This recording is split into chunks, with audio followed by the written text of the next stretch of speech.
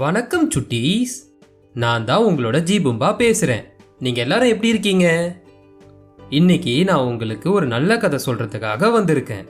அந்த கதையோட பேர் என்னன்னா வவ்வாலும் பறவைகளும் மற்றும் மிருகங்களும். இப்போ நம்ம கதை கேட்க போலாமா? ஒரு காலத்துல ஒரு பெரிய காடு இருந்துச்சு. அந்த காட்டுக்குள்ள நிறைய மிருகங்களும் நிறைய பறவைகளும் வாழ்ந்துக்கிட்டு வந்தாங்க. அந்த காட்டில் இருந்த மிருகங்க எல்லாம் ஒன்றா சேர்ந்து ரொம்ப அட்டகாசம் செஞ்சுக்கிட்டு இருந்தாங்க. இதை பார்த்த பறவைகள் எல்லாம் ஒன்றா சேர்ந்து பேசிக்க ஆரம்பித்தாங்க. வர வர இந்த மிருகங்களோட அட்டகாசம் தாங்க முடியல. எப்போ பார்த்தாலும் நம்மளை துரத்துறதுமா நம்மளை பிடிச்சு திங்கிறதுமா இருக்கிறாங்க. இதுக்கு ஒரு முடிவு கட்டணும். அதனால் நம்ம எல்லாரும் ஒன்று சேர்ந்து மிருகங்களுக்கு எதிராக ஒரு சண்டை போடுவோம் அப்படின்னு எல்லாரும் முடிவு பண்ணாங்க. உடனே ஒவ்வொரு பறவை கூட்டத்தோட தலைவர்களும் ஒன்றா சேர்ந்து தங்கள் பலத்தை எப்படி அதிகப்படுத்துறதுன்னு பேசிக்க ஆரம்பிச்சாங்க. அப்ப கிளிகளோட தலைவன் சொன்னாரு, ஒவ்வொரு கூட்டத்துல இருந்தும் நல்ல வீரர்கள் எல்லாம் ஒன்னா சேர்ந்து சண்டை போட்டா நம்ம ரொம்ப சுலபமா இந்த மிருகங்களை ஜெயிச்சிடலாம் அப்படின்னு சொன்னாரு. உடனே ஒவ்வொரு பறவை கூட்டத்தோட தலைவனும் தங்களோட முடிவை சொன்னாங்க. அப்ப அங்க வந்த வவ்வால் கூட்டத்தோட தலைவனை பார்த்து அந்த பறவைகள் எல்லாம் கேட்டாங்க, நாங்க சண்டை போட போறோம், நீங்களும் உங்க கூட்டத்தாரும் எங்களுக்கு துணையா வாங்க அப்படின்னு கேட்டாங்க. அதை கேட்ட வவ்வால் கூட்ட தலைவனும், நாங்க பாதி பறவை பாதி மிருகம், அதனால நாங்க உங்க கூட சேர முடியாது அப்படின்னு சொல்லிட்டு பறந்து போயிட்டாரு. அதுக்கப்புறமா எல்லா பறவைகளும் சேர்ந்து மிருகங்களோட சண்டை போட்டாங்க. பறவைங்க பறந்து பறந்து கொத்த மிருகங்க கூட்டம் தோத்து போயிட்டாங்க.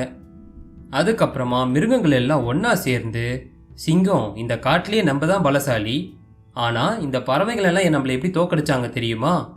நம்ம எல்லாரும் சேர்ந்து ஒத்துமையா சண்டை போடல, அதனால தான் நம்ம தோத்து போயிட்டோம் அப்படின்னு பேசிக்க ஆரம்பிச்சாங்க.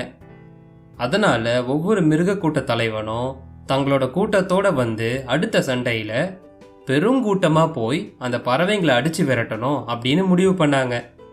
உடனே ஒவ்வொரு மிருகத்தோட தலைவனும் இதுக்கு ஒத்துக்கிட்டாங்க. அப்ப அங்க வந்த வவ்வால் கிட்ட இந்த விஷயத்தை பத்தி இந்த மிருகங்கள் எல்லாம் சொன்னாங்க. அதுக்கு வவ்வால் தலைவர் சொன்னாரு, நான் பாதி பறவை, அதனால நான் உங்க கூட சேர மாட்டேன் அப்படின்னு சொல்லிட்டு பறந்து போயிட்டாரு. அதுக்கப்புறம் சண்டை போடுற நாளும் வந்துச்சு. அப்பதான் மிருகங்களும் பறவைகளும் நாம எதுக்கு வீணா சண்டை போடணும், நாம 2 பேரும் சமாதானமா போயிட்டா 2 பேருக்கும் நல்லது அப்படின்னு முடிவு பண்ணாங்க.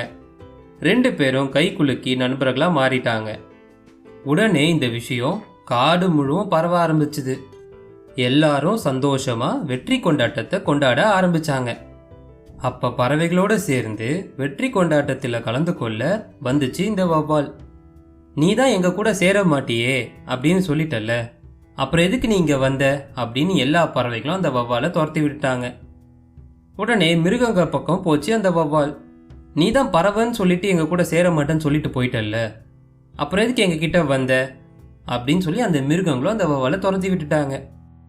2 பக்கமும் சேராம தனிமையில் இருந்த அந்த வவ்வால் கூட்டம் காலம் முழுவதும் தனிமையில் இருக்க ஆரம்பிச்சிடுச்சு. அதனால தான் வவ்வால் மட்டும் பறவைகளோடவும் சேராம மிருகங்களோடவும் சேராம தனியா காட்டுக்குள்ள தொங்கிட்டு இருக்கு. சுட்டீஸ், இந்த கதையோட நீதி என்னன்னா, நம்மளை மதிச்சு யாராச்சும் அவங்க கஷ்டத்துல உதவி பண்ணணும்னு கேட்டாங்கன்னா நம்ம அவங்களுக்கு உதவணும். அவ்வளோதான் சுட்டீஸ், இந்த கதை இதோட முடியுது.